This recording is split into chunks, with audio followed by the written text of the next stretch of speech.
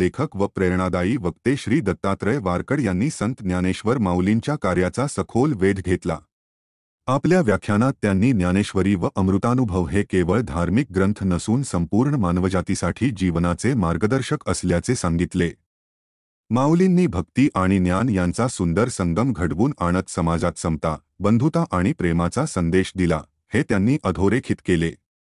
वारकड सरांनी विद्यार्थ्यांना आवाहन केले की पुस्तकी ज्ञानाबरोबरच चारित्र्य, नैतिकता आणि मानवतेची सेवा हाच जीवनाचा खरा उद्देश असला पाहिजे। त्यांनी संतांच्या शिकवणुकीतून मिळणारे मानसिक बळ, आत्मविश्वास व सकारात्मकता यांची उदाहरणांसह मांडणी केली। आज विद्यालयामध्ये दत्तात्रयजी वारकड यांनी माऊलीच्या जीवनावर एक सुंदर असं व्याख्यान या ठिकाणी विद्यार्थ्यांसमोर सादर केलं आणि विद्यार्थ्यांना एक ज्ञानेश्वरी काय आहे, ज्ञानेश्वरीचा पाया या ठिकाणी रचला गेला। सच्चिदानंद बाबांनी ती ज्ञानेश्वरी कृत पद्धतीने लिहिली।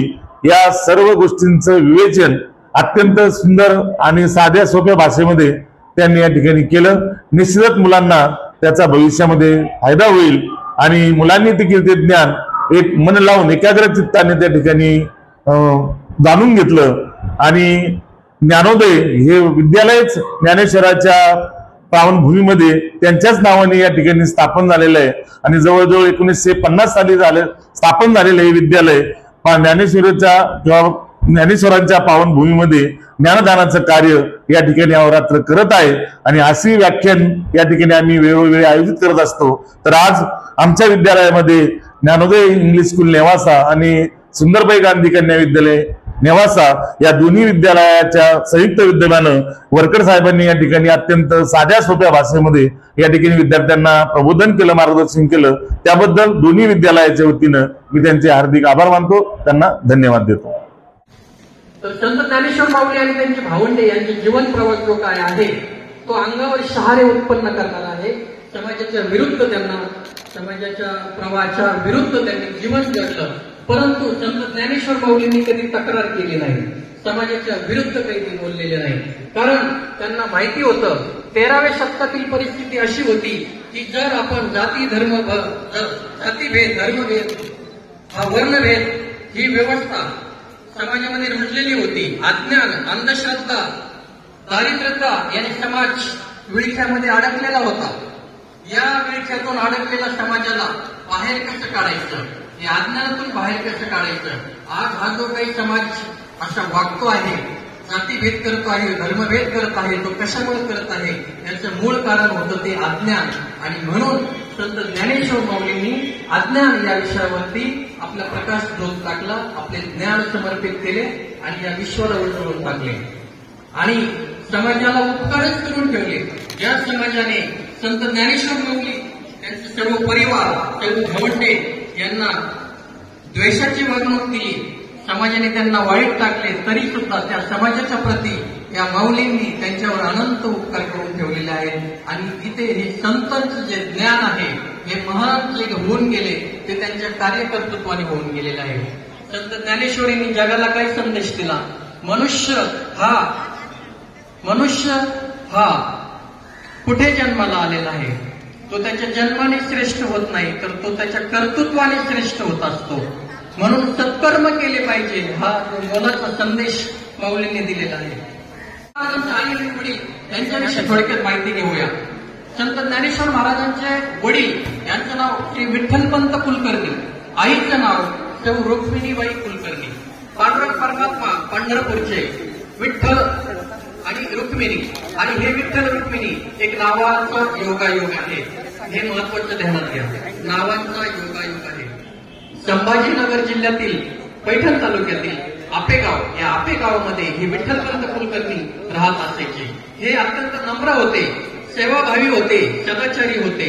हे त्यांना वैराग्य प्राप्त झालेलं होतं। वैराग्य, विरागी, विरक्त म्हणजे काय, आनंद आणि दुःख, सुख आणि दुःख, जय आणि पराजय, मान आणि अपमान या सर्वांना एका समान रेषेमध्ये मानणारे आणि आपल्या संसारामध्ये मन न रमणारे, या भौतिक सुख, शांती सुख आनंद ह्याच्या काही वस्तू आहेत, चैनीच्या वस्तू आहे, आयुष आराम जीवन आहे, याचा त्याग करणारे, आणि मग त्यांना संत म्हटलं जातं. तर हे विठ्ठलपंत विरक्त होते, त्यांना वैराग्य प्राप्त झालेलं होतं, संसारामध्ये त्यांना मन रमत नव्हतं. तर हे विठ्ठलपंत कुलकर्णी हे नम्र होते, सदाचारी होते, चारी वेदांचा त्यांनी अभ्यास केलेला होता, संस्कृत आणि काव्य व्याकरण यावर त्यांचा व्यासंग होता, रामायण महाभारत हे त्यांच्या मुखोद्गत होते, भगवद्गीतेतील सर्व श्लोक त्यांच्या पाठ झालेले होते. सूर्यासारखं तेजस्वी तरुण आणि राजबिंड व्यक्तिमत्व हे विठ्ठलपंत कुलकर्णी दिसायला अगदी देखणे होते. सूर्यासारखं तेज त्यांच्या चेहऱ्यावरती होतं. आणि हे विठ्ठलपंत कुलकर्णी यांनी वयाच्या 16व्या वर्षी ज्ञानेश्वर माऊलींचे गुरु कोण? तर तुम्ही विचारला एखाद्या विद्यार्थ्याला हातवर केलेल्यापैकी, पटकन बोल. जोरदार टाळ्या द्यायच्या. संत ज्ञानेश्वर महाराजांनी ज्ञानेश्वरी लिहिली, त्याचे मुख्य प्रेरणा स्त्रोत कोण? कुणी प्रेरणा दिली?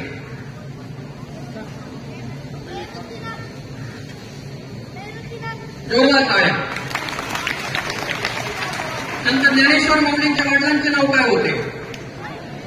अरे बापरे, विचार तुम्हीच विचारायचे. वा वा, जोरदार टाळ्या. क्या बात आहे. त्याला म्हणायचं हे माऊली आहे.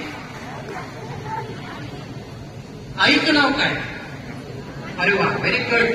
सांगा, सगळ्यांची गरज सांगा. जोरात टाळ्या. अमृतानुभव ग्रंथ कुठे लिहिला? सगळ्यांसाठी जोरात टाळ्या. तुझी माझी भेट झाली इंद्रायणी काठी, तू बोलत आहे इंग्रजी, मी बोलतो मराठी. इंग्रजीचे पंख लावून रोज सत्कार जाऊ, इंग्रजीचे पंख लावून रोज सगळ्या सत्कार जाऊ, मात्र न चुकता ललाटी मराठीचा लिहालो, मराठीचा लिहालो. हे त्यांनी आपल्याला शिकवलं.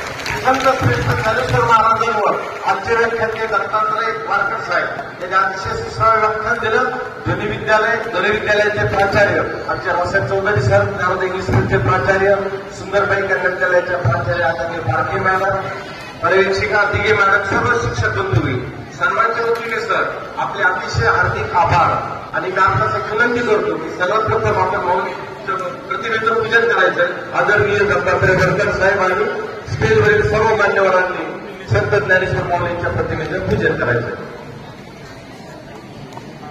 खरं तर 12व्या सत्तर संगीतेला आज सुसरळ व्याख्यान दिलंय. आपल्यास विनंती आहे यानंतर तो विद्यार्थी इकडं ज्याचा सत्कार करायचा, आजचा प्रश्नाचे उत्तर देणारा विद्यार्थी चला.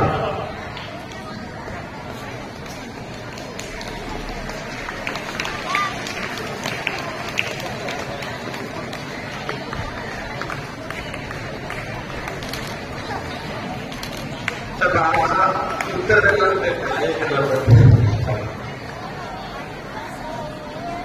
काय तुझं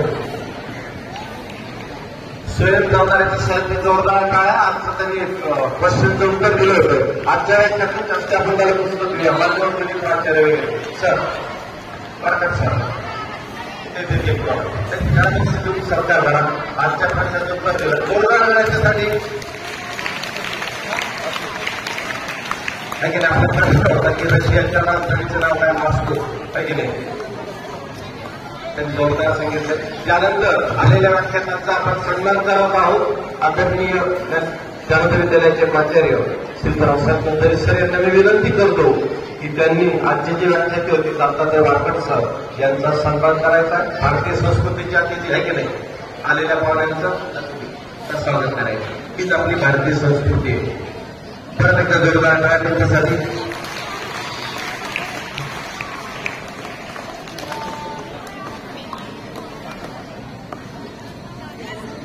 आज त्यांनी आपल्या मराठी कविता सादर केली. ज्येष्ठ व्यक्तिमत्व आदरणीय श्री चाचा त्यांचा सन्मान प्राचार्यांनी करावा असं मी विनंती करतो. त्यांनी एक मराठी कविता सादर केली आहे की नाही, या वयात केली. परत एकदा जोरदार करा. एकदम कडक आहे. पालने से काट वही है, पुरानी है तलवार लेकिन काट वही है.